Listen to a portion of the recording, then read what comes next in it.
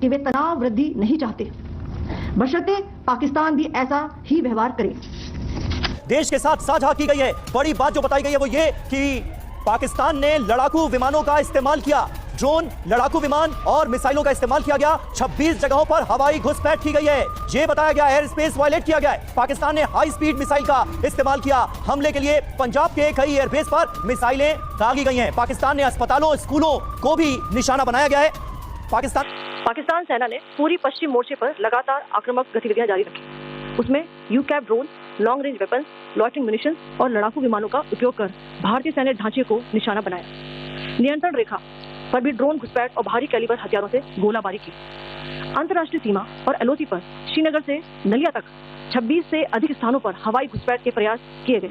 नियंत्रण रेखा पर पाकिस्तान ने ड्रोन घुसपैठ और भारी तोपखाना गोलाबारी के कई प्रयास किए। अमेरिकी विदेश मंत्री ने पाकिस्तानी आर्मी चीफ से बात की है। आसिम मुनीर से बातचीत, क्या खबर आ रही है सुमित इसको लेकर? पाकिस्तान के एनएसए को ये लगातार कोशिश की जा रही है कि पाकिस्तान को कंट्रोल किया जाए। पाकिस्तान लगातार जिस तरीके से रिटेलिएशन कर रहा है, पाकिस्तान जिस तरीके से उकसावे वाली कार्रवाई कर रहा है, वो निश्चित तौर पर हर चीज एक कदम आगे बढ़ा रही है। अभी ताजा लेकिन पाकिस्तान ने आज सुबह जिस तरीके की हरकत की, हमारे ना सिर्फ एयर स्पेस को वॉलेट किया है बल्कि कई मिलिट्री सुमित लेकिन ऐसे डाला बाड़मेर, ये खबर बाड़मेर सारी राजस्थान से बहुत बड़ी खबर ब्रेक कर रहे हैं। सुबह 5:15 पर बाड़मेर में धमाका हुआ है। हमने दिखाया कैसे गुजरात की बात करें, कच्छ से लेकर इधर पंजाब में अमृतसर, और अब खबर आ रही है कि राजस्थान में, यानी कि ऐसा लग रहा है, ये पैटर्न ये नजर आ रहा है। Pakistan Fateh ballistic missile over Haryana, these are big updates. सवाल ये है कि इतने ड्रोन्स पाकिस्तान के पास आए कैसे? क्योंकि पाकिस्तान ने बिना किसी को इन्फॉर्म किए हुए एक nuclear capable ballistic missile, important ये भी है, होने वाली है क्योंकि पाकिस्तान की ओर से लगातार मिसाइल से जो अटैक किए गए, जो तस्वीर दिखा रहे हैं, एयरक्राफ्ट नष्ट किए हैं पाकिस्तान के, हमने उसके मोर्चे पर लगातार आक्रामक गतिविधियां जारी रखी। उसमें UCAV drone, long range weapons, loitering munitions और लड़ाकू विमानों का उपयोग कर पाकिस्तान सेना के अग्रिम क्षेत्रों में सैनिकों की डिप्लॉयमेंट बढ़ती दिख रही है, जो स्थिति को और भड़काने की मंशा दर्शाती है।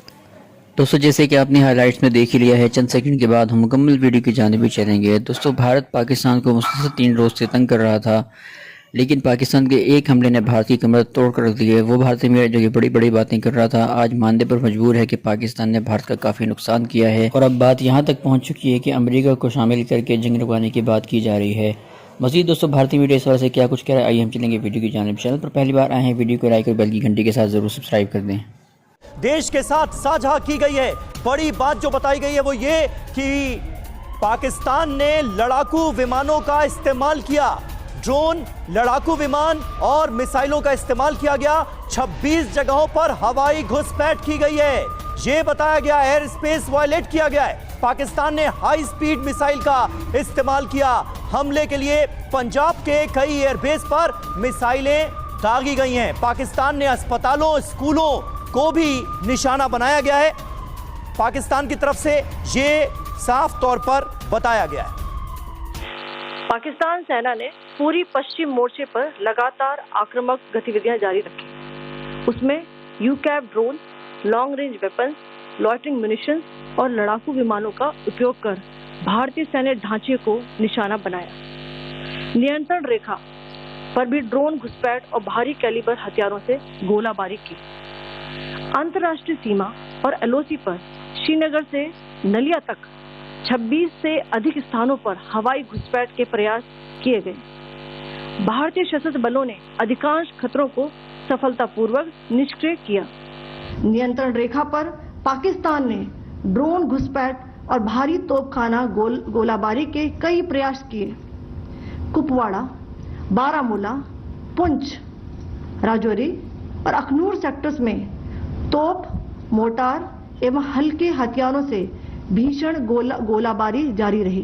फिर भी वायु सेना स्टेशनों पर उधमपुर, पठानकोट, आदमपुर और भुज बठिंडा स्टेशन, इन सब पर उपकरण व पर्सनल्स को हानि पहुंचाई। मैं ये भी बताना चाहती हूँ कि पाकिस्तान ने हाई स्पीड मिसाइल सुबह 1:40 पर इस्तेमाल करके पंजाब के एयरबेस स्टेशन को दागने की कोशिश की। एक निंदनीय और अनप्रोफेशनल एक्ट के तहत पाकिस्तान ने श्रीनगर, अवंतीपुर और उधमपुर के वायु सेना अड्डों पर चिकित्सा केंद्र और स्कूल परिसर को निशाना भी बनाया, जिससे उसके द्वारा सिविल इंफ्रास्ट्रक्चर पर हमला करने की दोहराते हैं कि वे तनाव वृद्धि नहीं चाहते, बशर्ते पाकिस्तान भी ऐसा ही व्यवहार करे।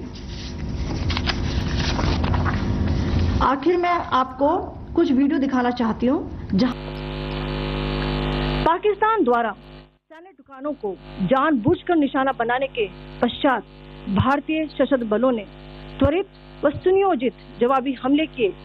Technical installation, command and control centres, radar sites और हथियार भंडार को चुनकर निशाना बनाया गया। अमेरिकी विदेश मंत्री ने पाकिस्तानी आर्मी चीफ से बात की है। आसिम मुनीर से बातचीत, क्या खबर आ रही है सुमित इसको लेकर?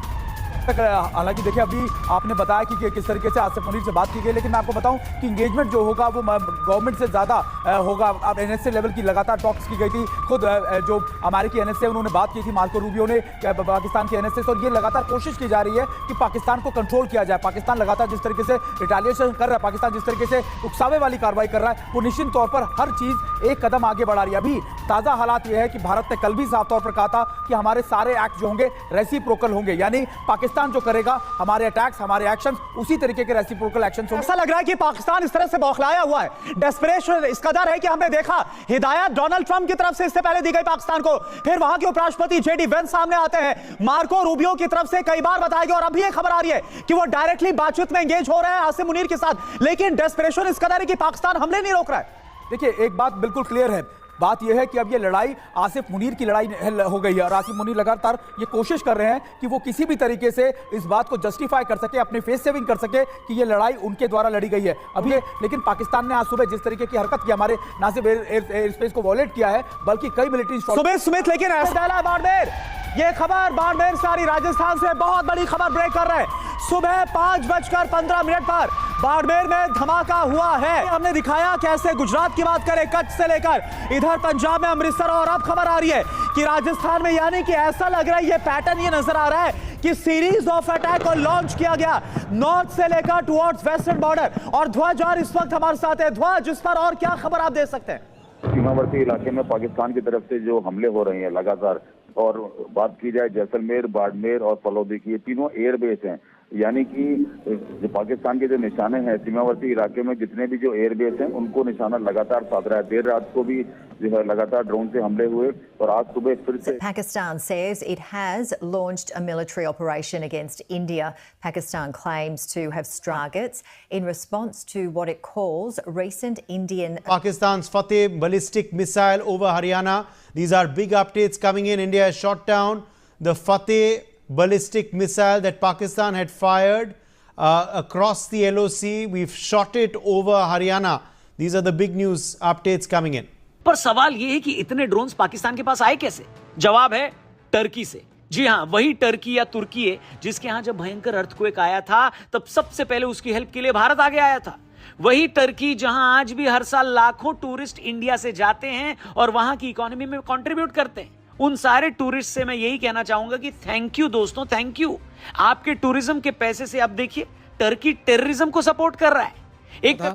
क्योंकि पाकिस्तान ने बिना किसी को इन्फॉर्म किए हुए एक न्यूक्लियर केपेबल बैलिस्टिक मिसाइल, और दोस्तों ये खबर खुद हरियाणा के लोग फोन कर करके, वीडियो शेयर कर करके मुझे दे रहे हैं कि एक इंपॉर्टेंट ये भी है होने वाली है, क्योंकि पाकिस्तान की ओर से लगातार मिसाइल से जो अटैक किए गए हैं, जो तस्वीर दिखा रहे हैं, एयरक्राफ्ट नष्ट किए हैं पाकिस्तान के हमने, उसके बाद मीटिंग में एक तरफ जानकारी भी दी जाएगी और आगे क्या होना है इस पर भी अपडेट ली जाएगी, आगे रणनीति तैयार की जाएगी, आगे क्या करना है। हम वहां से तस्वीर भी आपको दिखाएंगे। पीएम मोदी से एनएसजी अजीत डोभाल मीटिंग के लिए पहुंचे हैं। कैप्टन इंद्रजीत भी हमारे साथ है और कर्नल सोडी भी हमारे साथ हैं। सलाहकार अजीत डोभाल हो, क्योंकि जो रात में जिस तरह से अटैक पाकिस्तान ने किया था, 8:15 पे पाकिस्तान ने अपनी बमबारी अटैकिंग शुरू कर दी थी। उससे पहले भारत बिल्कुल एक शांति मूड में था, बिल्कुल ऐसे अपनी तरफ से ऐसी कोई कुछ करने को तैयार नहीं था भारत। मगर कहते हैं ना कि जिसकी जो फितरत होती है वो कभी अपनी फितरत उससे बाज नहीं आता।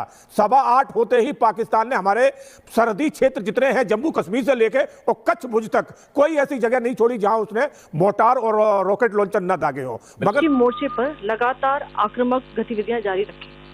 उसमें यूकैब drone, long range weapons, loitering munitions और लड़ाकू विमानों का उपयोग कर भारतीय सैन्य ढांचे को निशाना बनाया। नियंत्रण रेखा पर भी ड्रोन घुसपैठ और भारी कैलिबर हथियारों से गोलाबारी की। अंतर्राष्ट्रीय सीमा और एलओसी पर श्रीनगर से नलिया तक 26 से अधिक स्थानों पर हवाई घुसपैठ के प्रयास किए गए। पाकिस्तान सेना के अग्रिम क्षेत्रों में सैनिकों की डिप्लॉयमेंट बढ़ती दिख रही है। जो स्थिति को और भड़काने की मंशा दर्शाती है। भारतीय सशस्त्र बल पूर्ण परिचालन तत्परता की स्थिति में है। अभी तक सभी शत्रुतापूर्ण कार्रवाइयों का प्रभावी ढंग से सामना कर उपयुक्त जवाब दिया गया है। भारतीय सशस्त्र बल पर सुबह 5:45 पर ऑपरेशन बुनियाल उल मरसूस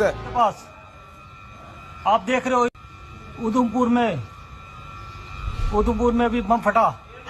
ऑपरेशन बुनियाल उल मरसूस और बताया था कि अब इस ऑपरेशन के तहत अपनी स्ट्रेटेजी पाकिस्तान इंडिया के खिलाफ दिखाने वाला है, जिसके तहत अभी तक कई हमले भी हुए हैं। क्या है इस ऑपरेशन में धमाके हुए हैं, तो ऐसे में पाकिस्तानी सेना पूरी तरीके से बौखलाई हुई है बहुत है, क्योंकि तमाम देश उससे तनाव कम करने के लिए बात कर रहे हैं, लेकिन पाकिस्तानी सेना इसे नज़रअंदाज कर लगातार अपने देश को युद्ध की ओर धकेल रही।